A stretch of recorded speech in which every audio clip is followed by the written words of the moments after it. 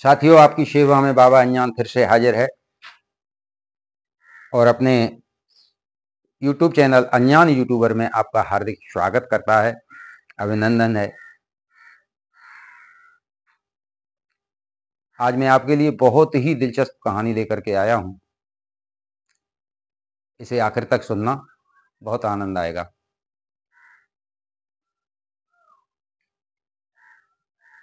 कथा शुरू करने से पहले आपसे वही निवेदन, आप हमारे चैनल को सब्सक्राइब कीजिए और घंटी का बटन दबाइए। धन्यवाद। चलिए कहानी को शुरू करते हैं। बात उस समय की है जब पांडवों का राजसूय यज्ञ संपन्न हुआ और दरबार में बैठ करके सभी लोग दरबार में विराजमान हैं। सभी पांडव हैं, सामंत हैं और भी दरबारी हैं। द्रौपदी, कुंती और भगवान मुरली मनोहर, सभी गुरुजन, सभी मौजूद।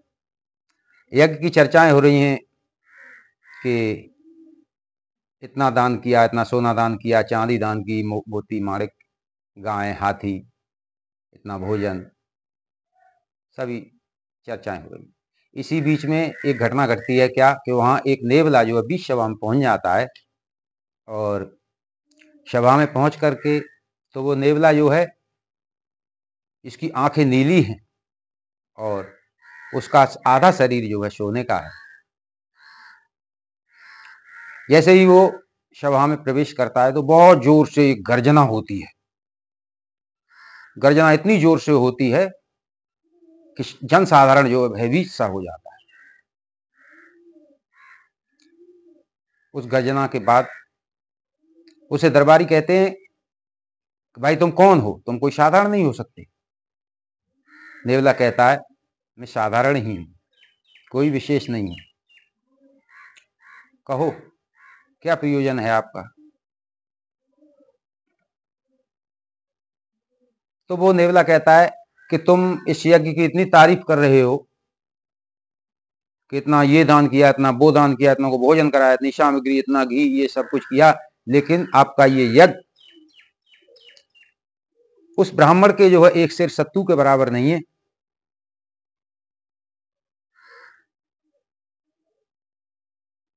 भीम मन में सोचने लगे कि इसमें एक गधा अगर मारूं तो ये जो है 52 हाथ जो है जमीन में घुस जाएगा। लेकिन धर्मराज जी ने जो है संकेत किया, नहीं, बात को सुनो। सभी बोले, कौन ब्राह्मण,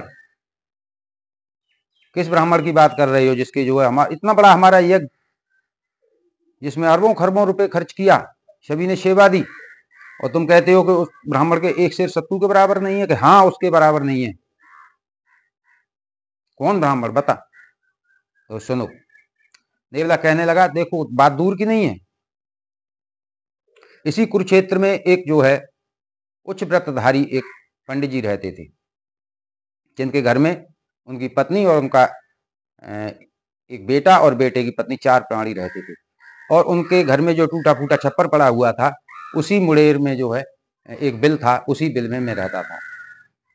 एक बार संयोग से ऐसा हुआ कि उन्हें जो है कई दिन बीत गए, उस परिवार को खाने पीने को कुछ नहीं मिला। पंडित जी कहीं से जो है एक सेर जौ लेकर के आए और जौ लाकर अपनी पंडितानी को दिया। पंडितानी ने उसको भून कर उसका सत्तू बनाया और ठाकुर जी का भोग लगाकर उसे जो है 4 हिस्सों में परोस कर और अपने जो है सभी पंडित जी और अपनी बेटी समान बहू को और बेटे को बोला भोजन करना। जैसे ही भोजन करने के लिए बैठे तो वो क्या देखते हैं कि दरवाजे पर एक याचक आ जाता है और वो याचक याचना करता है, मुझे कोई भोजन कराओ, भिक्षा दो, भोजन कराओ, मैं भूखा हूं। पंडित जी जाते हैं और अपने भाग का जो है सत्तू ले जा करके और उस याचक को अर्पण कर देते हैं। याचक उसको चट कर जाता है। अब पंडित जी देखते हैं, समझ गए कि अभी इसका पेट नहीं भरा। वो याचक और की इच्छा रख रहा है। तो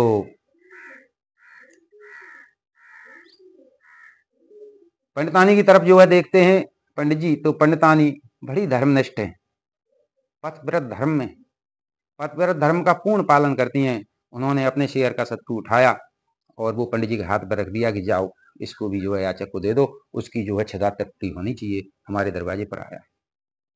उस याचक ने उस सत्तू को भी खा लिया और पाने की इच्छा जो है जाहिर करने लगा।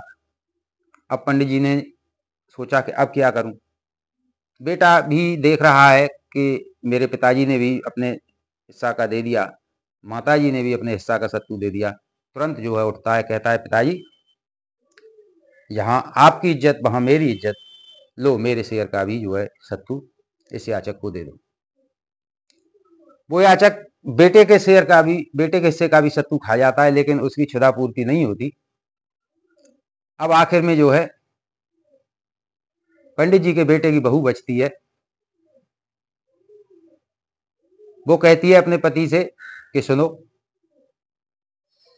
हमारे पिताजी ने यानी हमारे ससुर जी ने और हमारी सासू जी ने अपने हिस्से का सत्तू दे दिया, आपने जो है वो भी बड़ी धर्मनिष्ठ है, क्यों होगी, क्यों नहीं, परिवार कैसा है, पंडित जी की पुत्र वधू है, किसी साधारण की नहीं है।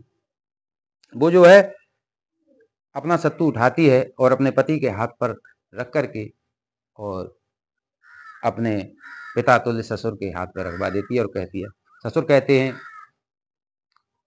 बेटी अभी तुम बच्ची हो, तुम्हारी उम्र भी कम है, तुमसे भूख सहन नहीं होगी, तुम अपना हिस्से का सत्तू खा लो, और हम तो बुजुर्ग हैं, हमें भूख सहन करना आता है। वो कहते हैं नहीं पिताजी। वो जाकर के सत्तू पंडित जी जो है इस याचक को दे देते हैं और वो याचक जो है तृप्त होकर के वहां से जो है चला जाता है।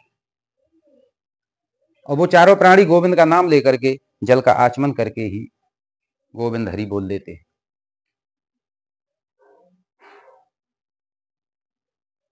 नेवला कहता है मैं जो है मुड़ेर से ये सब घटना देख रहा था। जैसे ही वो याचक वहां से जाता है, इधर क्या होता है कि भगवान के पार्षद जो है एक दिव्य विमान लेकर के आते हैं और उस दिव्य विमान में जो है पंडित जी और उन चारों प्राणियों को, पंडितानी और उनके बेटे और पुत्र वधू को उसमें बैठने के लिए कहते हैं और श्री धाम के लिए वह सीधा ले जाते हैं।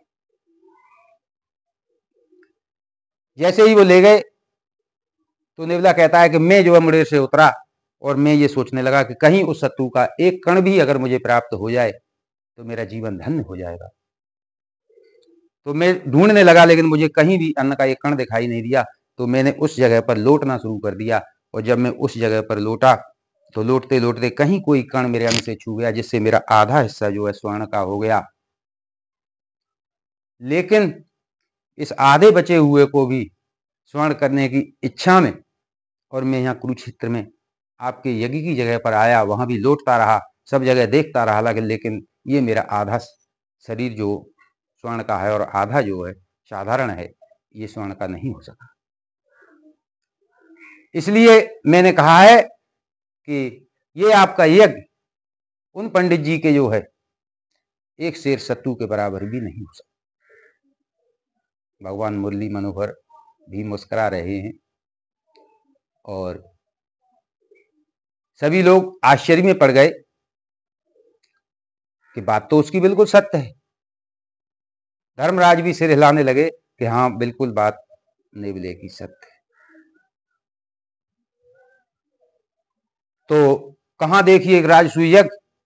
तो इस कथा से हमें यही सीख मिलती है, इस कहानी से हमें यही सीख मिलती है कि अगर किसी को क्षमता है तो वो 100 मन का यज्ञ करता है, 100 मन का जो है भंडारा करता है।